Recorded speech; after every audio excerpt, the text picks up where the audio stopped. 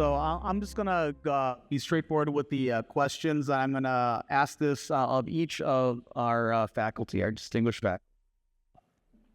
Reading of the reports, we're grateful for each one of you that submitted the reports, and the faculty have spent much time going over your reports, and they are responding to these questions in their reading of your reports.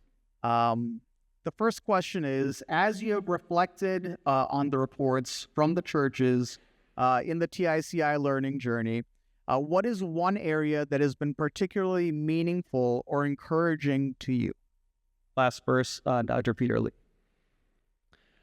The most encouraging thing for me was to read several churches, actually virtually all the churches mentioning we had never done this before, and this is our first time doing this together, and that was very, very encouraging. All of your churches are trying something new, and whenever you are doing something new, there is a lot of risk involved.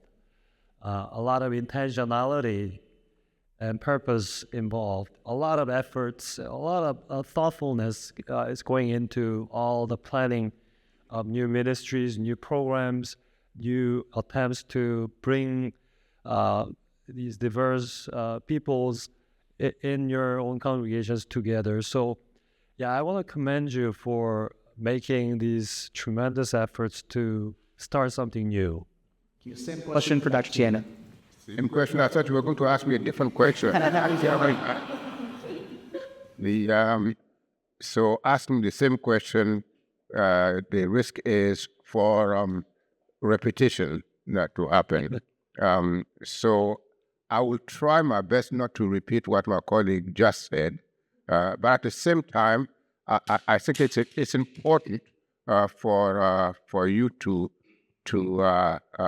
know that as we read your reports, some similarities in our responses can take place.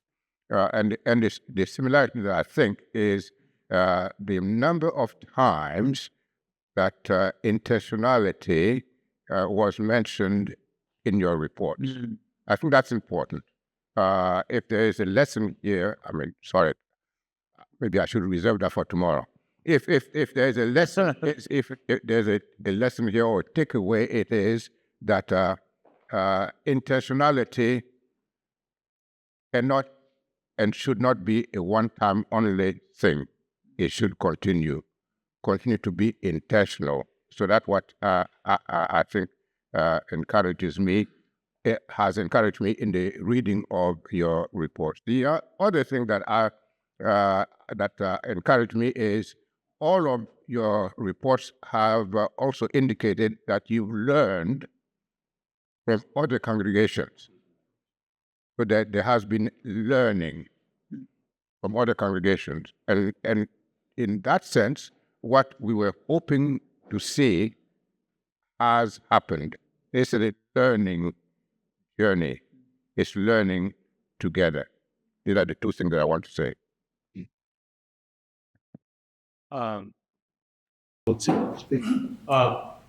For me, and I'll modify just a bit what Dr. Peter Lee said, and he really commended you for taking a risk in doing new things. And I'll modify it just by saying, for many of the reports I read, you are doing some of the things that you always have done, but in a new way. And particularly, some of those spiritual practices and spiritual aspect of the ministry that you always have done, but now it took a new kind of form or a new twist. Here's an example. A number of you in your report said, we always have prayer meetings, but now we're going to be intentionally have intergenerational prayer meetings. Or some reports said we're going to have now more family-oriented prayer meeting where we're encouraging grandparents and parents and children to learn how to pray together, sometimes involving different languages. And then there was one church said, It's a church where they have a two-language congregations, and pastors decided that they noticed that many of the parents come to the Korean-speaking congregation, but their own children go to English congregation. So what if two pastors decide to preach on the same book, let's say Book of Philippians, so that the parents who participate in Korean congregation and children who participate in English congregation, they can have a spiritual conversation about what they heard from their preaching ministry at their churches. See, this is an intentionality. This is a new form or new ways of doing the things we always have done. And I noticed that. And I'm encouraged that I know in our gathering, we've been emphasizing quite a bit on unity among different generations, among different language groups. But what you shared and recorded was, yes, we worked on unity issue, which is kind of horizontal process, but by leaning into our vertical relationship with God, by leaning into prayer, by leaning into listening to God's word together, by leaning into worshiping God together. And it reminded me that when you have that vertical and the horizontal axis intersect, it can be very transformative for the whole church. And that encouraged me. Thank you so much. I want to welcome our congregations into this space as well. So as our faculty are answering these questions, I want to leave pauses here. So if you, as they are addressing these questions, have a follow-up question, please do raise your hand. And if I notice, I'll try to have a microphone brought to you, and you can ask a follow-up question as they're giving their responses. Let the record show that this is a curveball. That was not in the script. So this is the only time I get to do this to my professors. It's so The time of a revenge. it's collaborative learning. But at this time, I will go on to the next question. So this question is, and I'll read this as well. If you had the opportunity to speak with today's church leaders, what key issues or concerns would you urge them to pay attention to in light of current realities they are facing? Again, I'll start with Dr. Lee. I'm not sure what the current realities you're referring to. There could be many different kinds. But I'm going to kind of narrow down the question to immigrant church leaders. How about that? Sure. Perhaps church leaders here in this room, because it might be a little different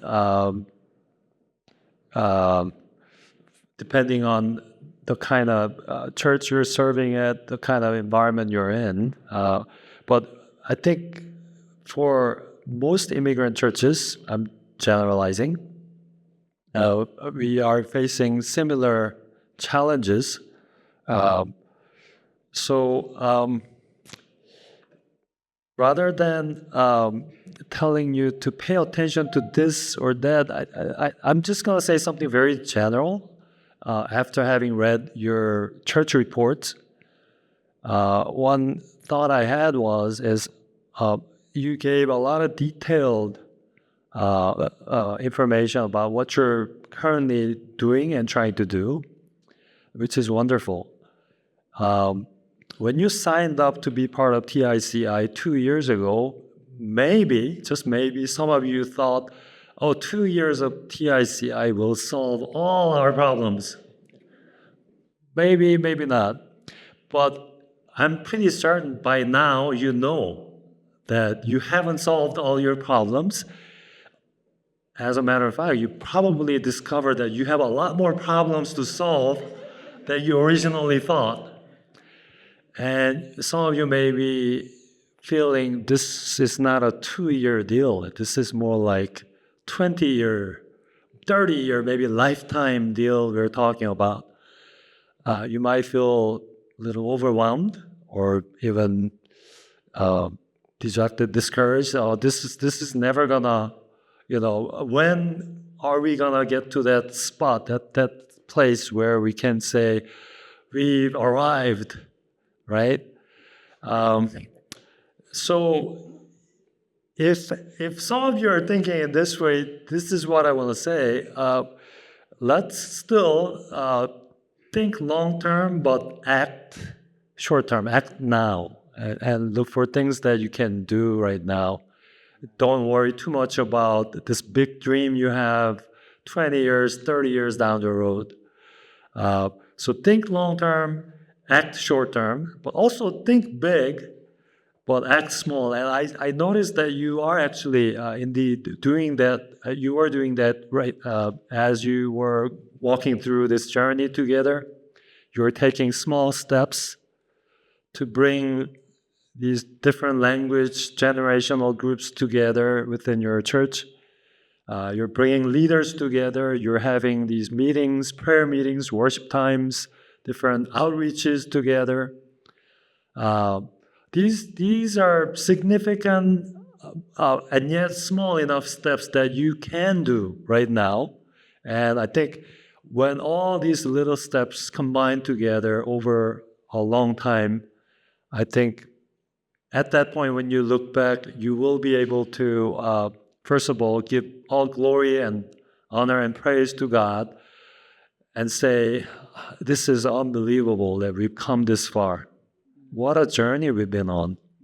But it all started with that small step we took, just acting now rather than postponing and procrastinating and just putting off things to later when things are better, but just taking the actions little by little. And over time, all these things are accumulated and then achieved quite big things. I don't think I answered your question, but this is an opportunity to say whatever I want. So using this time. So thank you. Thank you, Joshua. Question. Well, the question is again. So as to prevent a bit of just continuing. No. Fair enough. If you had the opportunity to speak with today's church leaders, what key issues or concerns would you urge them to pay attention to in light of current realities that they are facing? I think I have the opportunity to speak to today's church leaders. You are here. So this is what I'm going to say to you, who are, whether you have a title called Reverend or not, you are here because you are part of the leadership of the congregations that you represent. So this is what I'll say to you.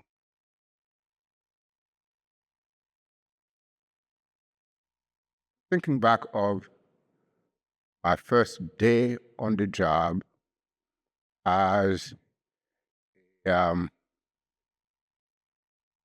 20-something-year-old person, first day on the job as a 20-something-year-old person in a pastorate in 1971. What I want to say to you, the long journey. There is no retirement in church leadership. Yeah, you can retire, meaning you can stop earning a paycheck. But that's not, there's no retirement. Once you are called into ministry and you said yes, it's a lifetime journey. That's what I would say to you. So think of a lifetime journey. Second, think about church, not yourself. When I say the church, think about God's church. It is His church. It's not yours. Yes, You may even have founded the church, that is, the congregation. And I'm not talking about anybody here.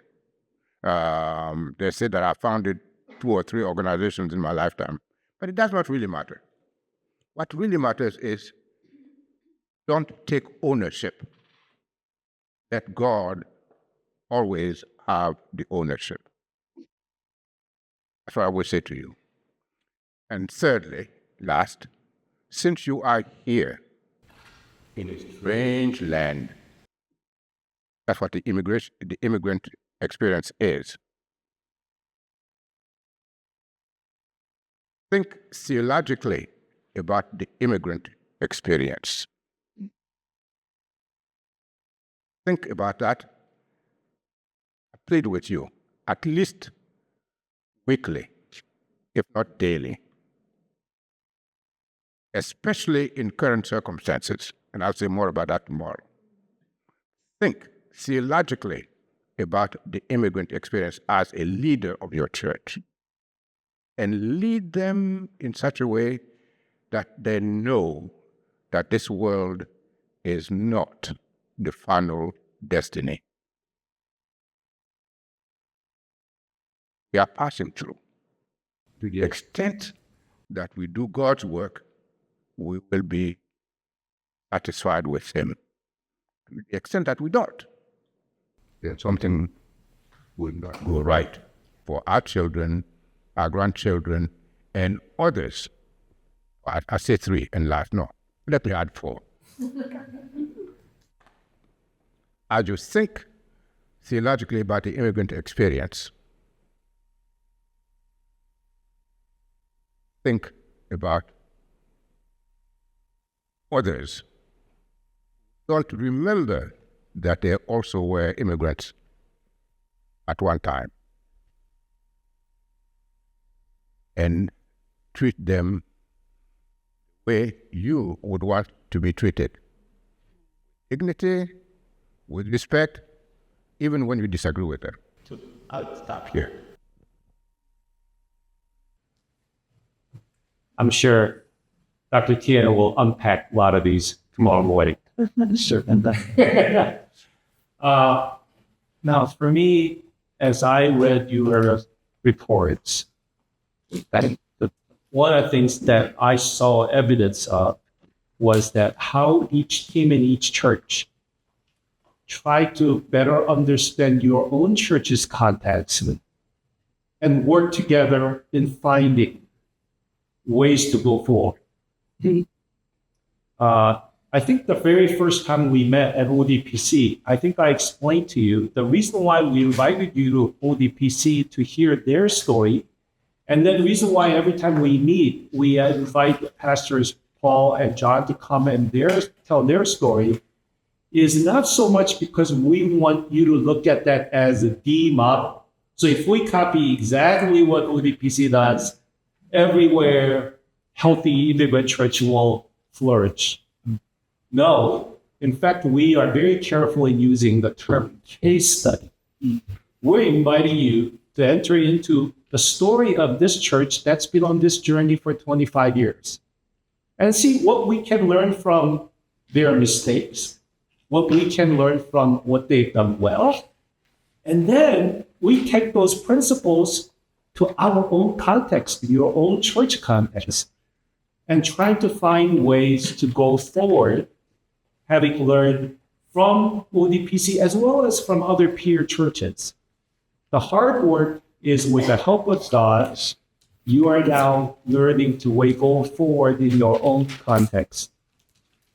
So, often when we go to big conferences where one model is really pushed hard, we walk away thinking, oh, I took a good notes on what that model is all about. And if I just do it in my church, we will have the same result. Mm-hmm. And that would be lazy way of doing it. What you have done is a hard work. This is what we learned. Now, this is our church context. How do we go forward with the help of God? And I was just so encouraged that your churches have done that hard work. And I would like to encourage all the church leaders to work together to know your context better, both within and your local area ministry, so that you will find a unique way to advance God's kingdom in and outside of your church. That is yours. Thank you so much. The next question that we have is, what wisdom or insight from the journey of the TICI churches could inspire and shape the way that we all lead, serve, or grow in our own contexts? And again, I'll start with Dr. Lee. Sure, being very predictable. Just going in order. I like that. Thank you. I mean, some facilitators, they go all over the place. You have to be like nervous. When is he gonna call me up? I know when he's gonna call me up, so that's Try to be consistent. thank you. So, what wisdom or insight from this journey could inspire the way we all lead? That was a question. I thought, for me personally, having gone through this journey together with you in the last couple of years, and also previously with the first cohort, is that personally I'm encouraged that change is still possible. I'm really encouraged to see it. Change can happen. Coming from Korean immigrant church background, I grew up, I immigrated when I was in 9th grade from Korea. So I was part of an immigrant church in South Carolina, in Atlanta, Georgia, and in Los Angeles. And in Chicago, I avoided immigrant churches on purpose because of not personal pain or hurt, but it just, I thought it might be wise to avoid immigrant churches altogether while I was here. As my children were entering into their adolescence, I know immigrant churches in Chicago had a lot of fights and divisions. And I didn't want to, have my kids, to be honest, have my kids go through that in their most sensitive years of formation. Now looking back, I kind of regret. Maybe we should have been involved. I did go around speaking at a lot of different churches, immigrant congregations on Sundays, doing seminars. So I tried to serve as best as I could, but we did not participate in the life of Korean immigrant congregations in the Chicago area. And I think deep in my heart, I had this pessimism that there is really little hope for Korean immigrant congregations. Of course, there's hope in Jesus, there's hope in the gospel, but for somehow, thank you.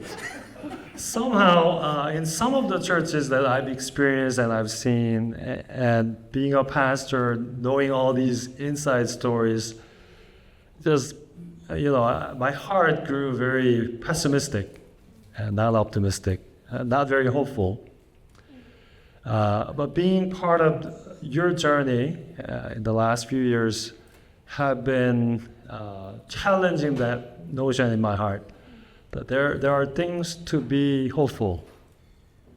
Yeah, there are still some things that I'm pessimistic about, to be honest, but there are a lot of hope. And after all, if I don't hope, what else can I do? I don't want to fall into that trap of just feeling bad about my immigrant churches. So one thing that I've seen in you, I know you are going through some challenges as well, but at the same time, the aforementioned intentionality, the steps that you're taking, all the things that you are doing, putting in the efforts, it's giving me a lot of hope that change can happen in immigrant congregations. Even the ones that look really, that I can't really hope. But even in them, I should not give up. Yesterday, I was recording a video for TICI, and I was asked to say something encouraging, and I found myself saying, "Do not give up." So that's, very much a message to myself. Don't give up, Peter. Don't give up on immigrant congregations. Don't give up on Korean churches. So I'm going to try to do that. You don't need to repeat that question this time, I think. Thanks. As a person who did not have the possibility to even consider being part of an immigrant congregation because of our situation, what I find very encouraging here is that reading your reports, that there is a recognition by all of you that you need to attend to finding ways of incorporating people who are in an immigrant experience and others who may not be as conscious of being in an immigrant experience, of including them in your Christian witness. Let me put it differently. Had there been a TICI journey when we came here in 1997, our family probably would have attended an immigrant congregation. But there was no such. So I think that's my short way of saying this journey that you all have been on, including the first cohort, I think looking down the road, and again, Dr. Chow will say I will unpack it tomorrow, your experience is here to stay in this country. You let me say that over again, but it's here to stay. To the extent that God gives you the possibility of thriving, then there is hope. I do think that I would use that word, but I'm don't borrow it. There's hope. And so there's life-giving possibility for your congregations. And for that, very grateful. I think one of the things we learned as a community collectively is that there are different dimensions to church. One dimension is that church is a spiritual community, the spiritual dimension of the church. And the second is that the church is a missional community, that it has a missional calling. And we emphasize that quite a bit. But the third one, as I think about it, is that church is also, and ought to be, a learning community. And that one, I think, often did not get enough attention from leaders and even professors at seminary.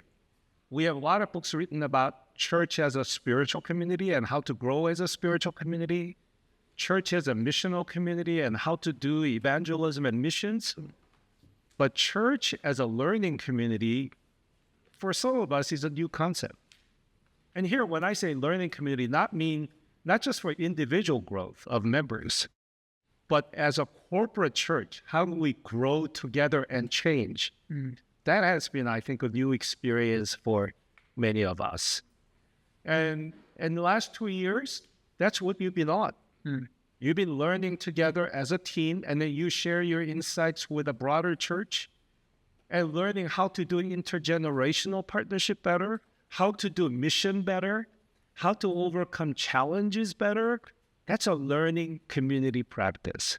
So for the second cohort churches, I put a book on your tabletop as someone read the title for me. How the congregation learn.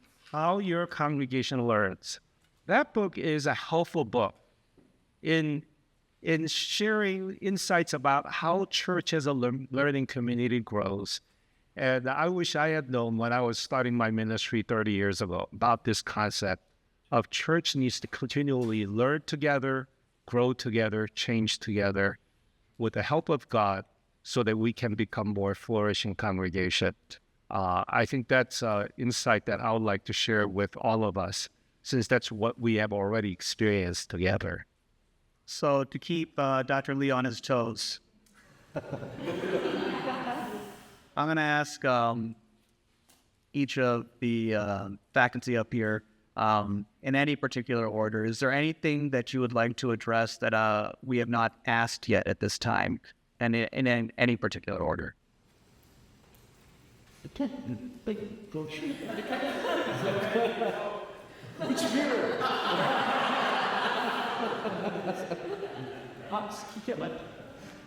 I'll go first. I think all of your reports, and in fact, many of them really highlighted this, said change starts with leadership. The leaders need to model something, and then the rest of the congregation catches on. And I think that's spot on. In fact, the ODPC story, again, that's been their challenge to us. If you want your church to be like something, then make sure your leadership models that for the church. Now, sadly, it's been also flip side that we also saw. So as you know, two of the churches that began second cohort journey, they ended up withdrawing from the community. And it's primarily because there has been conflict at the leadership level, some disharmony, distrust that began to really affect the leadership, and that caused the congregation to withdraw. So I guess leadership matters when you're on a journey like this one. And one church pointed out this way: we don't have a whole lot of structures. We're rather new to this game. But what we have is, at our leadership level, deep trust. And in fact, we enjoy working with each other.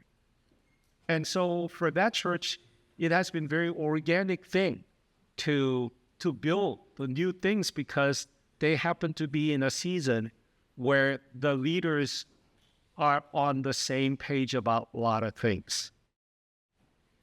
Thank God for that. Now, what I would say is that if you are a church that's blessed by that season, that remember the dreams that Joseph interpreted when he was in prison. You know, the 7 years of harvest and 7 years of famine. When you have a great leadership harmony, get a lot of things done. Because it may not be a guarantee that you will have that season throughout your church life, right? So if you're in a season of peace and harmony, well, that's a time to really invest more intentional work in building the church up. That would be my recommendation. I don't have other recommendation, but I want to follow this here immediately, because you said the season of harvest may not be in the continued. It's not a correction. It's just an assurance that hardship will happen. It will happen. No church goes from strength to strength. They are valid. So I would say prepare for, if you are in a good time now, prepare for the valleys to come. If you have abundant harvest now, don't put we are in Illinois, don't put your corn in the silos. Spend the corn so that when famine time comes, you will have seed to sow for a new harvest. I don't know if I make sense. So there will be famine to come, and therefore leadership that prepares for that. That's what Joseph actually did very well in Egypt. He anticipated. He told Pharaoh, you know, hard times are coming up. I paraphrase. Hard times are coming. You better be prepared. And if you are now in leadership, think Joseph's style. The second thing that I would want you to think about is lift your eyes to U.S. Christianity broadly and say that what you are learning here, other congregations actually need to learn the same thing. Because our vocabulary is intergenerational conflict.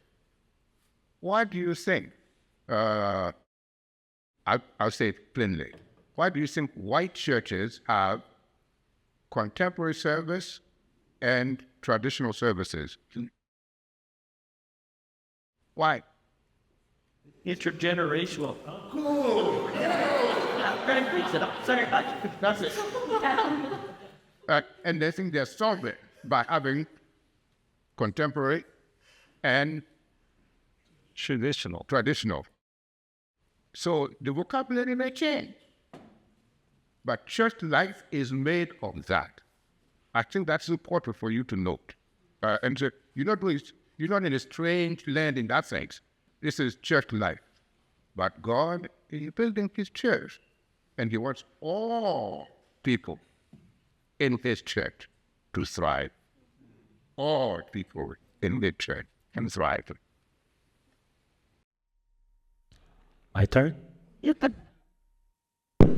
Yeah, well, I don't know how to follow that, so I'll just say something else.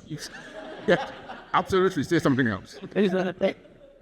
As I was reflecting upon the core concept of TICI, which is intergenerational partnership or intergenerational relationship building, something that has to do with intergenerational, right? As I was thinking about that, I thought intergenerational partnership entails intercultural relationship from the perspective of first-generation immigrants. Their children, the second generation, might be just, these are our children, they're our kids. But in fact, if you look carefully, they're a family. They have parents and child relationship, but also in that relationship, deeply ingrained in that is this intercultural element. The children growing up in the U.S., they are accepting and adjusting to their environment and their friends at school and so on, at workplace later on.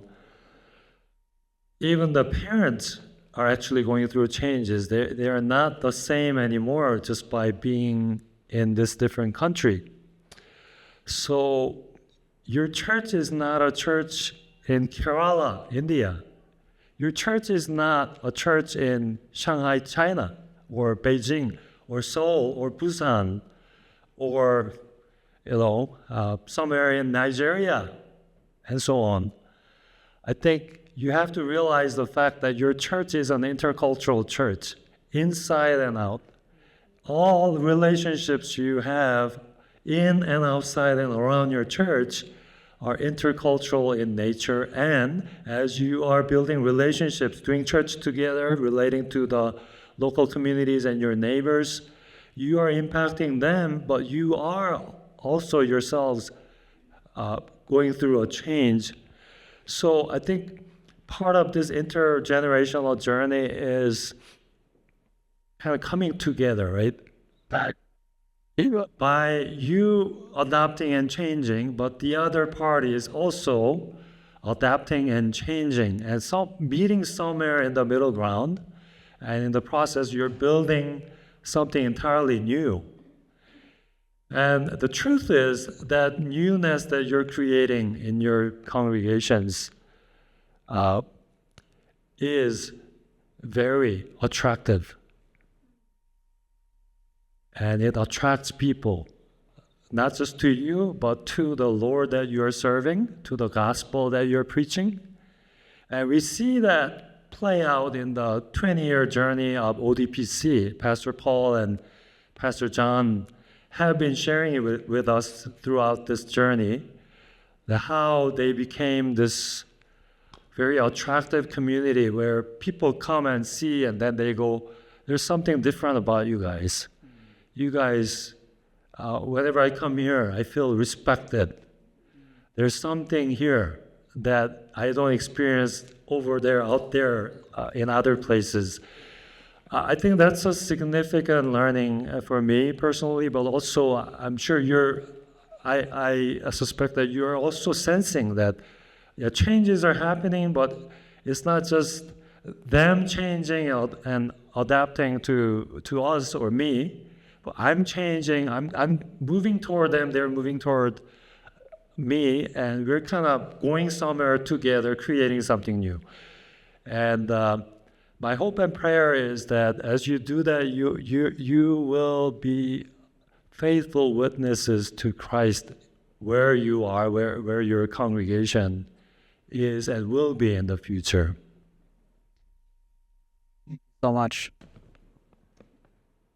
So, as we were listening to the wisdom of our faculty members, I was very appreciative, and I was noticing the name tags on our faculty members. One thing that we were very intentional about in naming our faculty members, I refer to them as Dr. Lee, Dr. Tienou, and Dr. Cha, but their name tags say otherwise. It says Reverend Lee, Reverend Tienou, and Reverend Cha. And the reason that we had named them this way is because we decided in TICI to leave titles at the door. I messed up. You did not succeed. No. No, I didn't. I put my foot in my mouth, as I so frequently do. You still have reverend. You're calling us doctors. I suffer from foot and mouth disease. What we intend to do was to leave the titles at the door, and this is part of the heart of TICI, because the heart of these faculty members is to serve the churches well. They use the knowledge that they have to advance the purposes of the kingdom of God, and not to build platforms for themselves, but to use what they know to serve the churches well. That's And right. That's right. If I could please, because I'm the moderator. No, that's right. That's right. No, hold that thought. Hold that thought. Because this needs to be said right here and right now. In 2002, the only witness in this room is Dr. Cha in one of the buildings that is no longer functional in the sports complex when I was installed as dean in 2002, April 2nd. This is what I said to the president at the time, Wabright, his picture is out there. I said, seminaries exist for the sake of the church. I said to him, I turned to him like this, it said, Mr. President, Jesus said, I will build my church. He did not say, I will build my seminary. That's what I said, 2002. So we are here not to advance some discipline, whatever that is, sociology or whatever he's doing. I don't know what I'm doing.